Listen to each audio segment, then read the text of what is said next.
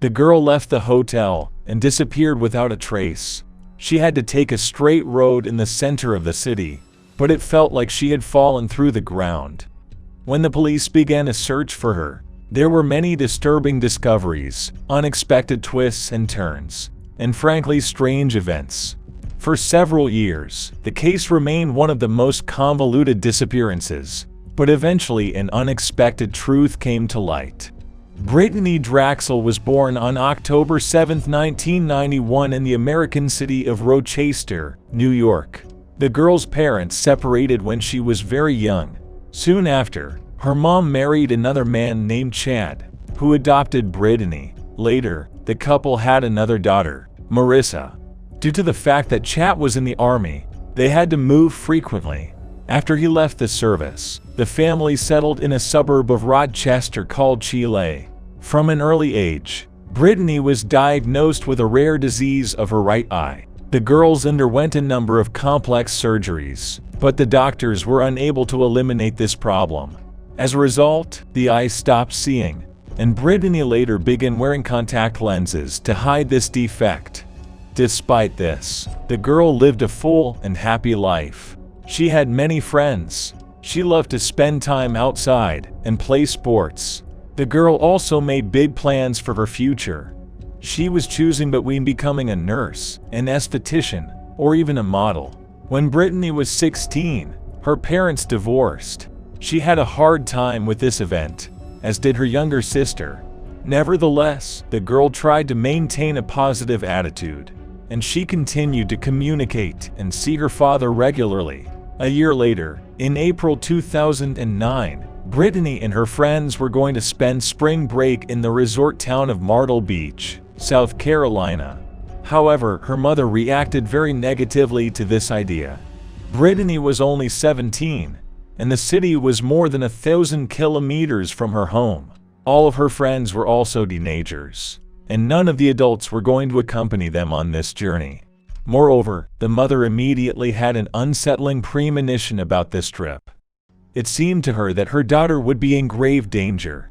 As a result, the woman forbade her to go there, which greatly upset Brittany. He and his mother had a fight and hardly spoke for several days. On April 22, the girl told her that she wanted to go to a friend who had a house on the shores of a local lake. Brittany planned to stay there for a few days to rest and clear her mind. Her mother didn't mind since the lake was near their town, and she let her go. In fact, Brittany decided to go with her friends to Martle Beach without telling her mother. She genuinely believed that women overestimated the possible risks and that nothing bad would happen to her. On the same day, she met with her friends, and they went there by car. The journey took 13 hours, after which the company checked into the 2-star Bar Harbor Hotel, located right on the ocean in the central part of the city. The girl was delighted with this trip. She spent time on the beach, walked around the city, and generally enjoyed her vacation. When Brittany arrived, she called her mom and said she was fine. She still hid the fact that she had gone to another state, and said that she and her friends were going to go for a walk and then watch a movie at home. On April 25, she called her mother again and said she planned to return home the next day. At about 8 o'clock in the evening, the girl decided to walk to the hotel where her old friend from Rodchester was staying. It was 2.5 kilometers away on a straight road on the first coastline. Almost immediately after the girl came there, one of her friends wrote to her. Before that, Brittany asked her to borrow shorts, but that evening her friend demanded that they be returned, as she planned to wear them herself. Brittany was unhappy that she would have to walk all this distance, because she was wearing shorts. Nevertheless, she left her friend's hotel and headed to her hotel. On the way, the girl corresponded with her boyfriend John. He had planned to go on this trip with them, but he couldn't take time off from his part-time job. Brittany told him that she had to go back to the hotel and complained about her friend.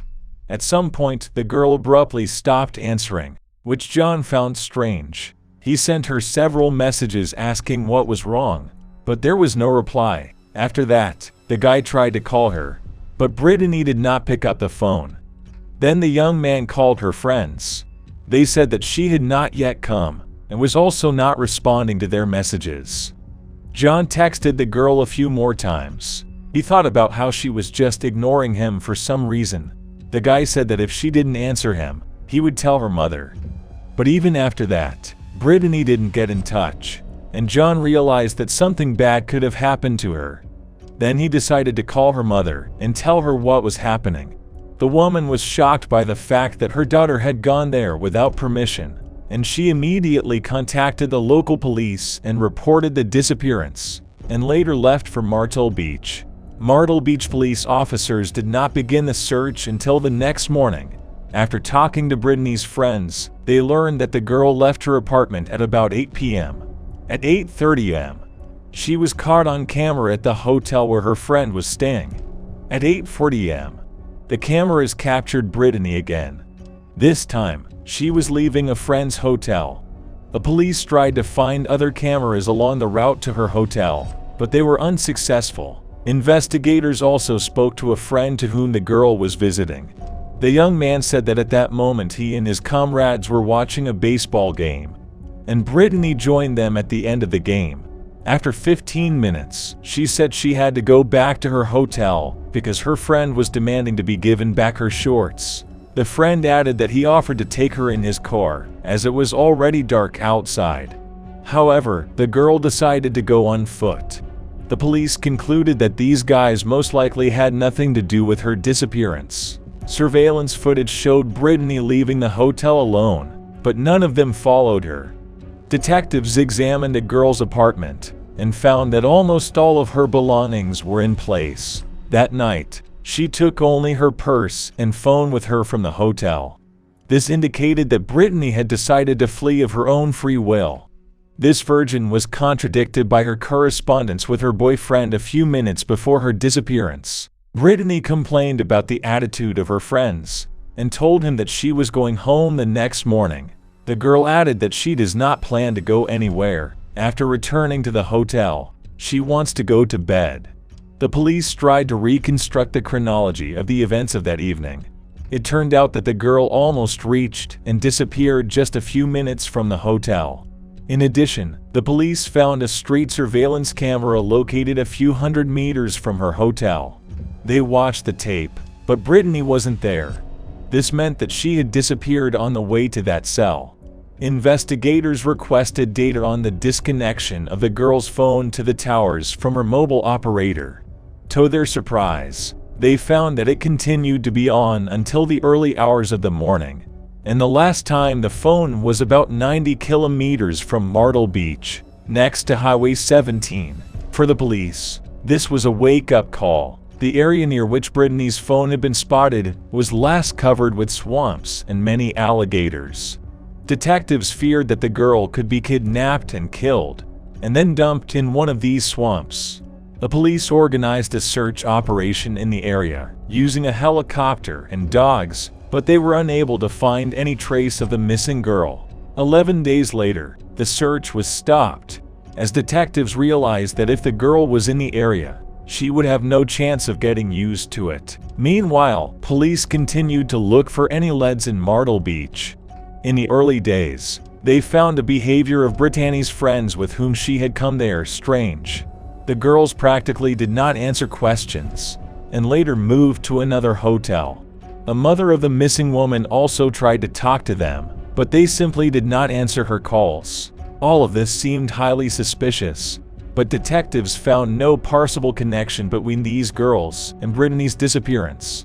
All of them were in the hotel at the time of her disappearance, and also wrote messages to her and tried to get through to her. The police concluded that they were unlikely to have anything to do with the case and stopped considering them as suspects. In addition, investigators spoke with another friend of Brittany, whom she met the day before her disappearance. The guy initially seemed strange to them, but there was no evidence in favor of his involvement. In addition, he himself came to the police station as soon as he heard that the girl was missing. As a result, he was also not considered a suspect. At one point, they decided to check all the men with violent crime convictions who resided in Martle Beach. This process took them a long time. But even here they faced a dead end. The main problem was that the police had absolutely no evidence, so it was almost impossible to establish the identity of a possible perpetrator. In December of that year, 8 months after Brittany's disappearance, investigators unexpectedly got a new lead. A couple of hikers, who were staying in a tent near Georgetown, found the women's glasses and handed them over to the police. They found out that the glasses belonged to Brittany, but no traces of foreign DNA were found on them. A few more months have passed since then. Brittany's mom moved closer to Martle Beach to monitor the progress of the search. She also theorized that her daughter could have been kidnapped by a criminal gang and then transferred to another country. However, detectives considered such a scenario unlikely. Over the next few years, the police investigated several more leads, but none of them yielded results. In 2014, police found a skeleton near where Brittany's phone was last seen. They already thought that the remains belonged to a girl, but this version was not confirmed. The skeleton was male. In 2016, the FBI said that they did not expect to find Brittany alive. In their opinion, she was kidnapped and taken to the place where the signal of her phone was recorded, after which she was killed. The Bureau also offered a $25,000 reward for information leading to the case. A few months later, the case took a very unexpected turn. An FBI informant serving time in a South Carolina prison shared an interesting story that happened to him before he began to cooperate with the authorities. According to him, on April 27, 2009, he came to the Forest House, where his acquaintances, who were engaged in various illegal activities, gathered. The man was supposed to hand over the money to a man named Timothy Taylor, but a creepy sight awaited them in the house. In one of the rooms, his son Dashawn, in the company of 11 other people, is abusing a girl. Not in his eyes. The girl managed to escape and ran to the door, but Dashawn pulled out a weapon and forced her to turn back. After the informant went to another room, he heard 2 gunshots and later saw a wrapped body being carried out of the house. Later, when the man returned home, he saw a news report about Brittany's disappearance and realized that it was the girl. To the surprise of the researchers, this story was corroborated by the testimony of another informant, who said that Dashawn had indeed kidnapped Brittany and taken her to the house where he abused her. According to the informant, the perpetrator planned to sell her to one of his friends, but when the case became widely publicized, Dashawn was afraid of being caught and killed her. Both of these stories coincided with the main version of the detective stories. According to the informant, the girl was killed 2 days after the kidnapping, and Dashawn's father's house was located in the area where Brittany's phone was last recorded. However, the police had one problem: a complete lack of evidence. Then detectives decided to detain Dashawn on other charges. In 2011, he participated in a cafe robbery. In fleeing, the criminals drove into another state, making this a federal crime. However, in those years, the man received a sentence only in the court of his state, which the FBI took advantage of. They've arrested Dashawn, hoping to get information out of him about Brittany's disappearance. His lawyer tried to challenge the decision, as the man had already served his sentence for that robbery. But the FBI still took the case to court. They also questioned the man in connection with the kidnapping case, but he said he had nothing to do with it. In the summer of 2017, Dashawn agreed to undergo a polygraph interrogation, because in exchange for this, he was promised to mitigate the punishment for the robbery. During this interrogation, the polygraph operator recorded 2 answers that seemed to him to be false. Dashawn was asked if he had seen Brittany after her disappearance and if he had anything to do with the case. In both cases, the man replied in the negative, but the operator did not believe him.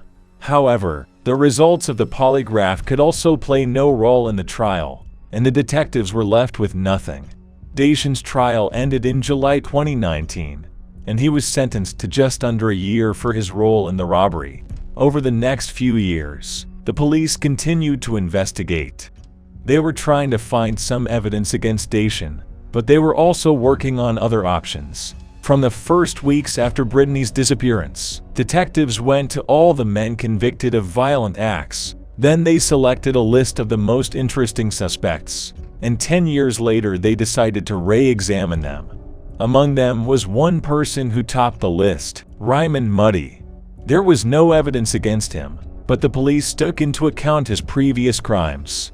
Muddy served 21 years in prison for abusing 7 girls. His youngest victim was 5, and the eldest was 17. Despite this, Raymond himself had 3 children.